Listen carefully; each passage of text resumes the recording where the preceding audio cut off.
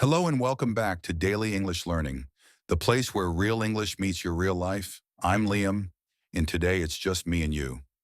Close your eyes for a moment. Imagine you are in a conversation. Someone asks you, "What did you do yesterday?" You understand the question, but your brain starts doing this. English words travel to your native language. Then you think of an answer in your native language. Then you translate that answer back into English. By the time you open your mouth, the conversation has moved on. I know that feeling.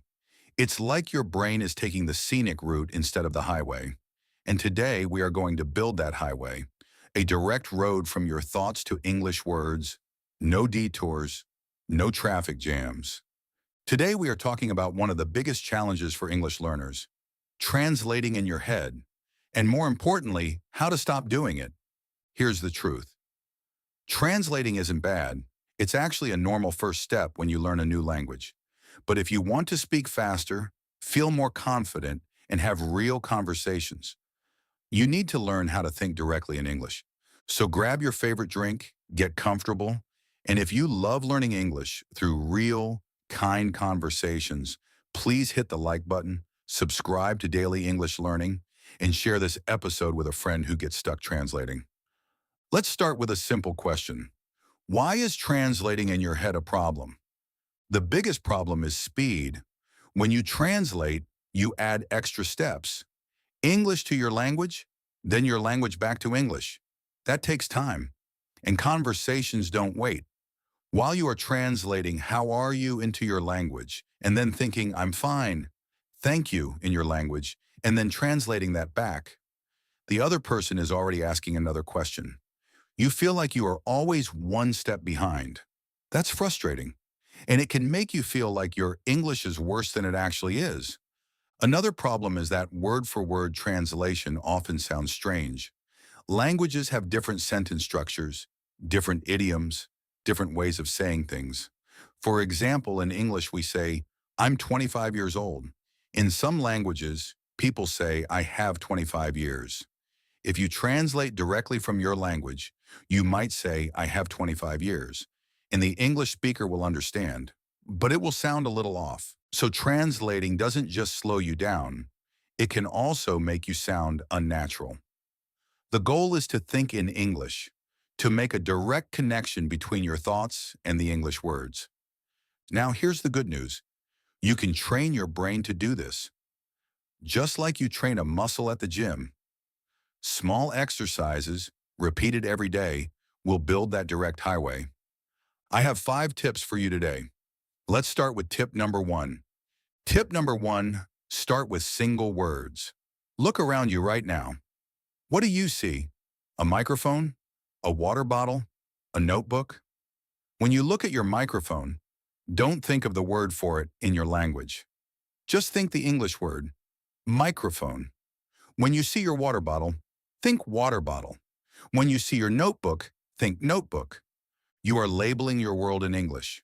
Every object becomes a little flashcard. You are your own labeling machine. Do this for 5 minutes every day. Walk around your home.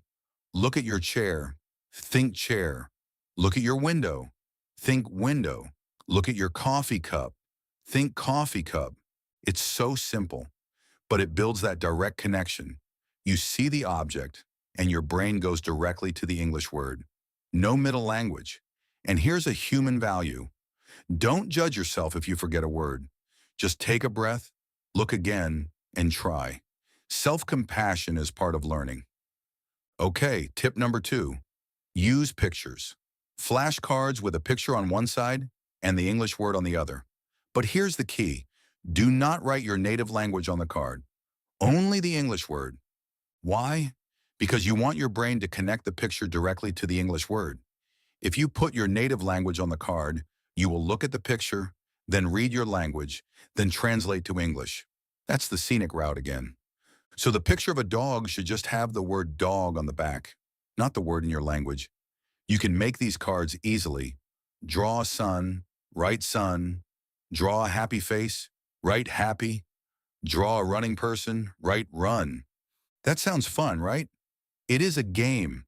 And when learning feels like play, your brain learns faster. That's a human value we often forget. Playfulness. Tip number 3. Think in simple sentences about your feelings and actions. Right now, how do you feel? Maybe you feel curious, maybe a little hungry. Instead of thinking, how do I say curious in English? Just feel the feeling and connect it to the English words. I feel curious. I feel a little hungry. Connect the physical feeling directly to the English sentence. And you can do this with actions too. When you drink water, think I drink water. When you stand up, think I stand up. When you sit down, think I sit down. You are narrating your life in English, like you are the main character in an English movie. And the beautiful thing is, you don't need anyone else. You can practice this alone at any time. Washing dishes, think I wash the dishes. Walking to the bus, think I walk to the bus. Making tea, think I make tea. This is so practical. Try it today. Tip number 4, watch and listen to simple English content, cartoons for children, beginner podcasts, or songs with lyrics. Why cartoons? Because cartoons are visual. You see what is happening on the screen. A character says, look, a bird, and you see a bird. Your brain connects the sound bird to the image of the bird. No translation needed. You are learning from context, not from a dictionary. Songs work the same way. Children's songs often have actions. Head, shoulders, knees, and toes. You hear the words and touch your body parts. That's a direct connection. So spend 10 to 15 minutes a day watching a simple cartoon or listening to a children's song. It's not studying, it's fun, but your brain is working hard in the background. Now, tip number 5, be patient with yourself. This is the most important tip. You have been translating in your head for months or years. It's a habit, and habits take time to change. So if you catch yourself translating, do not get angry. Never get angry at yourself. That only makes learning harder. Instead, say to yourself, oh, I translated. That's okay. Let me try again. Self-compassion, being kind to your own brain. Learning a language is like learning to walk. When a baby falls, we don't say, you're terrible at walking. We say, try again. You're doing great. You need to be that kind parent to yourself. So practice a little every day. 5 minutes of naming objects, 10 minutes of a cartoon, a few simple sentences about your feelings, small, consistent steps, progress, not perfection. And every time you think an English word without translating, that's a victory. Celebrate it. Let me share a personal story with you. When I first started learning Spanish, I translated everything in my head. Every single word. I felt so slow. I felt stupid. But then my teacher said something that changed everything. She said, Liam, your brain is not stupid. It's just building a new path. Every time you try, you're making that path a little wider. That's a beautiful metaphor. The path gets wider with every step. So I stopped judging myself. I started naming objects in Spanish. I watched children's cartoons in Spanish.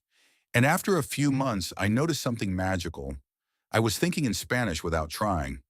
The path had become a road. That's the goal for all of us. And it's achievable.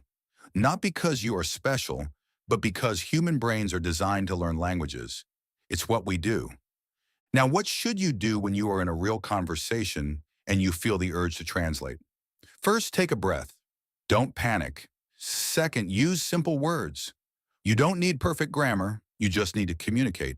Third, if you can't find a word, describe it. Instead of translating refrigerator, say the cold box where I keep food. That's called circumlocution, talking around a word. It's a real skill, and it's much better than freezing or giving up. Native speakers do this too when they forget a word. So don't feel ashamed. And remember, the person you are talking to is not an English judge. They are a human who wants to understand you. Everyone wants connection. They don't care if your grammar is perfect. They care if you are trying. So here's your challenge for today. Look around you right now. Find 5 objects. Say their English names out loud or in your head. Then write them in the comments below. For example, I see a lamp, a phone, a book, a chair, and a window. I will read your answers. I will cheer for you. And remember, Every word you write is a step on that path. Let me quickly review the 5 tips for you. Tip 1. Name objects around you. Look at things and think the English word. Tip 2. Use picture flashcards. Picture on one side, English word on the other. No native language. Tip 3. Think in simple sentences about your feelings and actions. I am happy. I drink water. Tip 4. Watch and listen to simple English content like cartoons and children's songs. And tip 5. Be patient and kind to yourself. Self-compassion is the secret ingredient.